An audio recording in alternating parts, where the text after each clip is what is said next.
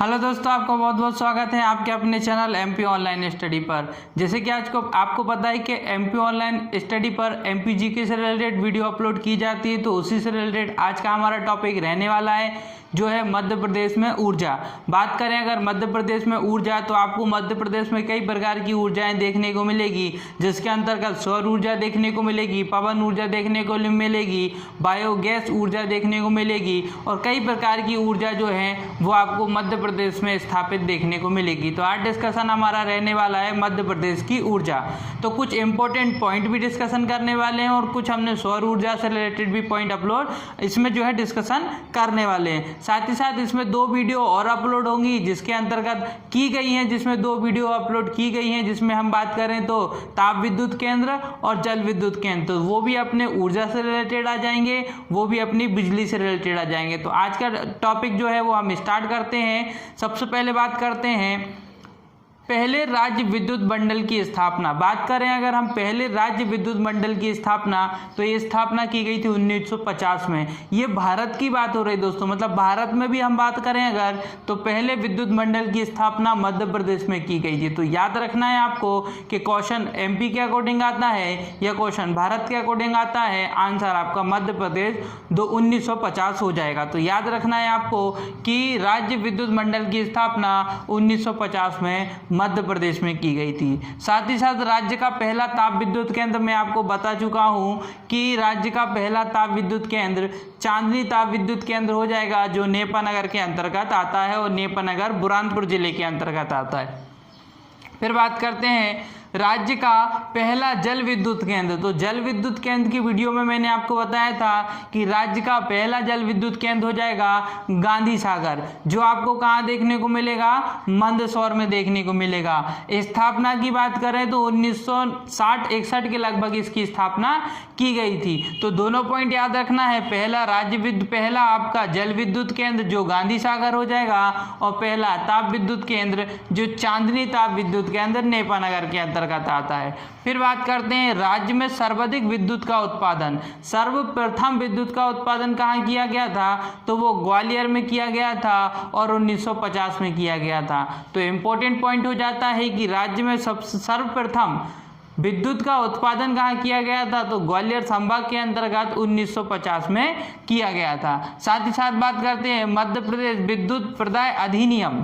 हम अगर बात करें अधिनियम की, तो ये है अपना मध्य प्रदेश विद्युत प्रदाय अधिनियम 1 दिसंबर 1950 से लागू किया गया है। 1 दिसंबर 1950, जिस समय मध्य प्रदेश प्रांत के रूप में हुआ करता था, तभी से हमारे यहाँ पर मध्य प्रदेश विद्युत प्रदाय अधिनियम 1 दिसंबर 1950 लागू है।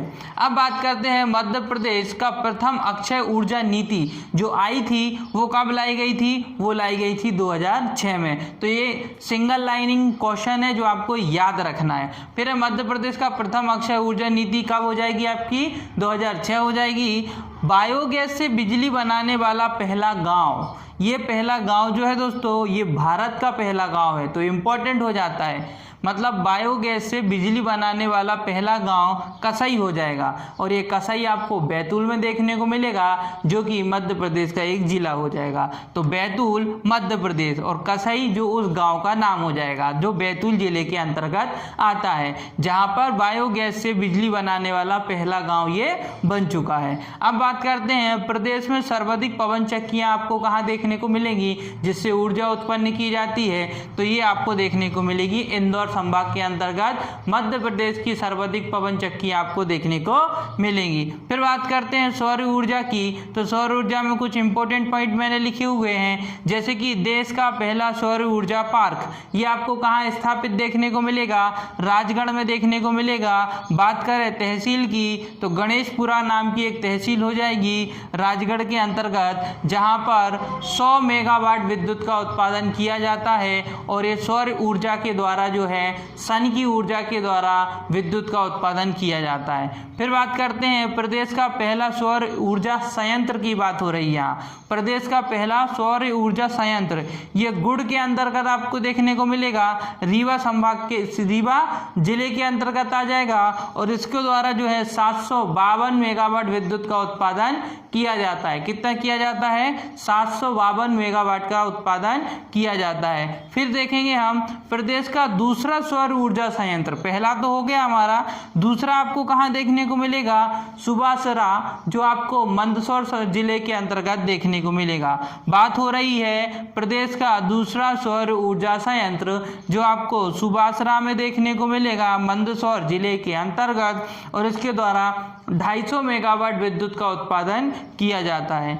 इसके साथ अब आ जाते हैं इंपॉर्टेंट पॉइंट जो है विद्युत परियोजना। मध्य प्रदेश से रिलेटेड विद्युत परियोजना पर हम थोड़ा सा डिस्कशन करने वाले हैं। जैसे कि बात करें उजाला योजना, उजाला योजना का अगर हम फुल फॉर्म देखें तो आपका हो जाएगा उन्नत ज्योति बाय अफोर्डेबल फॉर ऑल, ये इसका फुल फॉर्म हो जाएगा। और बात करें इस योजना की तो मध्य प्रदेश सरकार द्वारा ये योजना लागू की गई और इसके अंतर्गत जो है वो 3 करोड़ बल्ब प्रदान किए गए गरीबी रेखा से नीचे रहने वाले व्यक्तियों के लिए। साथ ही साथ जो है ये जो बल्ब प्रदान किए गए इसकी कीमत भी जो है वो 85 के लगभग रखी गई थी। तो 85 जो है उन बल्बों की कीमत रखी गई थी ताकि लोगों तक जो है उजाला योजना के तहत बल्ब पहुंच सकें और साथ ही साथ उनकी बिजली की खपत भी जो है वो कम हो सके। तो ये था आपका उजाला योजना से रिलेटेड। अब बात करते हैं फ्लैट रेट योजना।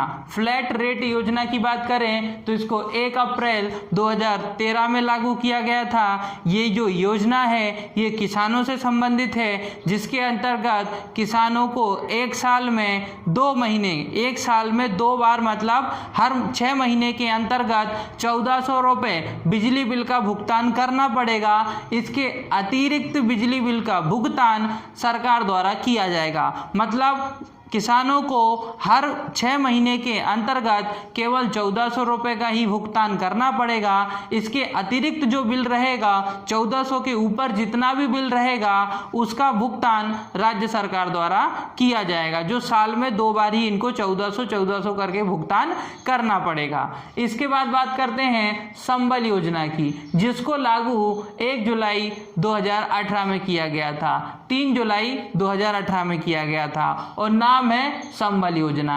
तो बात करें अगर हम संबल योजना की तो इसके अंतर्गत गरीबी रेखा से नीचे आने वाले लोगों के लिए जो है यहाँ पर बिजली में जो है उनके बिजली के बिल में जो है वो छूट दी जाने लगी और कई प्रकार की छूट जो है वो बिजली से रिलेटेड इस योजना के अंतर्गत गरीबी रेखा से नीचे आने वाले व्यक्तियों को दी गई। फिर बात करते हैं सौभाग्य योजना।